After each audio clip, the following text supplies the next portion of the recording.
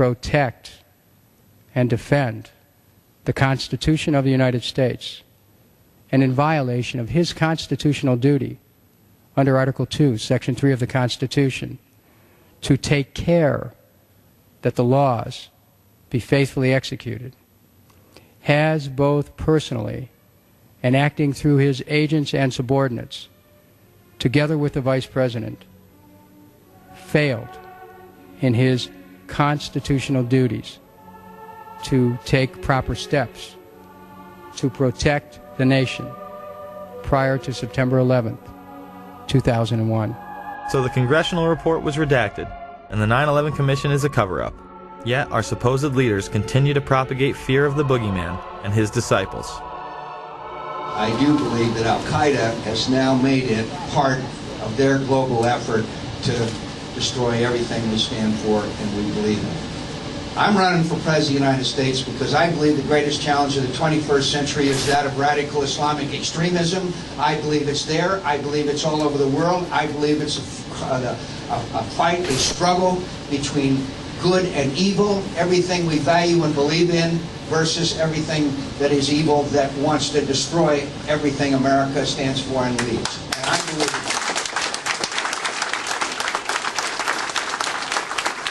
it was an Osama bin Laden job with 19 people from Saudi Arabia.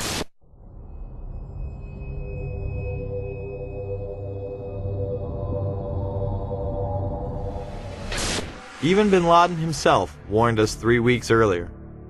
Osama bin Laden warned 3 weeks ago that he would attack American interest in an unprecedented attack, a very big one. There was a report, you'll recall, that the Mossad, the Israeli intelligence agency, did indeed send representatives to the U.S. to warn, just before 9/11, that a major terrorist attack was imminent. Prior to 9/11, it was widely reported that hijacked planes could be used as weapons. By Yusuf's group and bin Laden's group to undertake a suicide mission.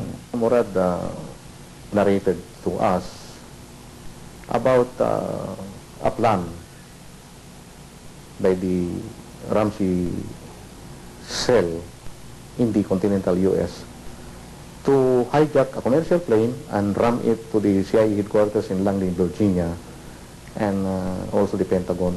And they found more evidence pointing to other targets, evidence the Philippine government says it passed on to the U.S.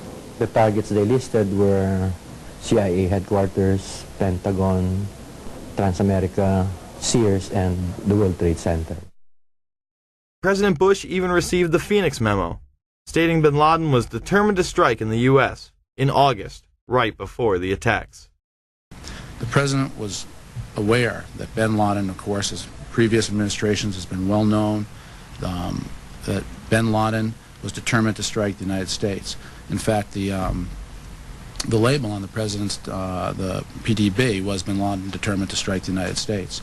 On August 6, 2001, President Bush was presented a President's Daily Brief article titled, "Bin Laden Determined to Strike in U.S." The lead sentence of that President's Daily Brief indicated that bin Laden and his followers wanted to follow the example of World Trade Center bomber Ramzi Yousef and bring the fighting to America.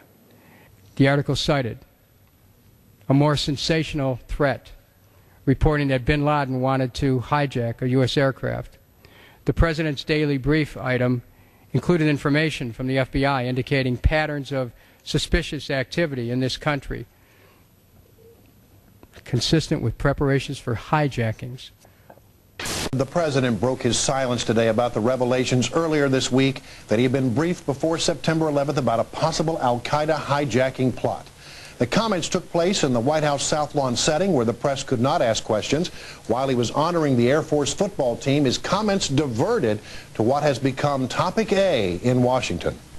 You know what's interesting about Washington? It's a town, unfortunately, it's the kind of place where second guessing has become second nature. What I want to say to my Democratic friends in the Congress is that they need to be very cautious not to seek political advantage by making incendiary suggestions as were made by some today, that the White House had advance information that would have prevented the tragic attacks of 9/11. Clark confirms that in June, July, and August 2001, the Central Intelligence Agency warned the president in daily briefings of unprecedented indications that a major al-Qaeda attack was going to happen against the United States. It was so well known that the United States had done several drills with this exact scenario prior to 9/11. We're going to take a closer look tonight at another example of where, despite the conventional wisdom, there were people in the United States who actually were preparing to defend against the kind of attacks which occurred here on 9/11. The North American Aerospace Defense Command, NORAD for short, has been defending the skies over the U.S. and Canada for almost 50 years, 46 to be precise. USA Today reports that in the 2 years before the attacks on September the 11th, NORAD conducted exercises using hijacked airliners as weapons. And one target was the World Trade Center. Here's ABC's Brian Ross. President Bush has said again and again that no one could have imagined what Osama bin Laden ordered for September 11th. We knew he hated us. But there was nobody in our government, at least, and I don't think the prior government, that could envision flying airplanes into buildings on such a massive scale. But that turns out not to be true. U.S. military planners did envision and practice those very scenarios. As reported by USA Today, the North American Aerospace Defense Command, NORAD, conducted exercises with fighter jets, simulating hijacked planes flown into the World Trade Center in the 2 years before the attacks. Pentagon planners also envisioned the attack on the Pentagon 5 months before it happened. One of these drills was run on June 1st and 2nd of 2001. Amalgam Virgo was an exercise where multiple attack scenarios would be occurring simultaneously, including attacks from cruise missiles, unmanned aerial vehicles, and hijacked aircraft. The scenario also envisioned a hijacker taking control of a commercial aircraft and slamming it into the nation's capital. The exercises would constantly be monitored by military satellites and planes. Osama bin Laden was the poster boy for this plot, appearing on the cover. Isn't it a fact, sir, that prior to September 11, 2001, NORAD had already in the works plans to simulate in an exercise a simultaneous hijacking of 2 planes in the United States? Colonel Scott, do you have any data on that? I'm not aware of that, sir. I was not present at the time. That was Operation Amalgam Virgo. Yes, sir. So what did happen on 9/11?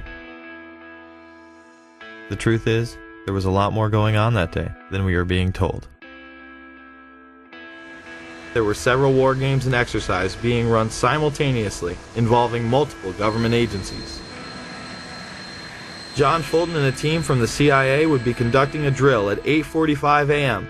out of the National Reconnaissance Office in Chantilly, Virginia, in which a plane is crashed into a building. Other drills would literally cripple our defensive and investigative abilities on that morning. But this very interesting information, Katie, Matt, and Tom, from the FBI, they have been operating a massive exercise from their hostage rescue unit. All of their top teams, about 50 personnel, helicopters, equipment, were in Monterey, California for the last 2 days, scheduled to fly back today commercially. So all of those people are out of place. It's fair to say, according to sources that we've talked to here at NBC, that the FBI rescue operations and other FBI operations are really in chaos right now because they can't reach their officials in New York.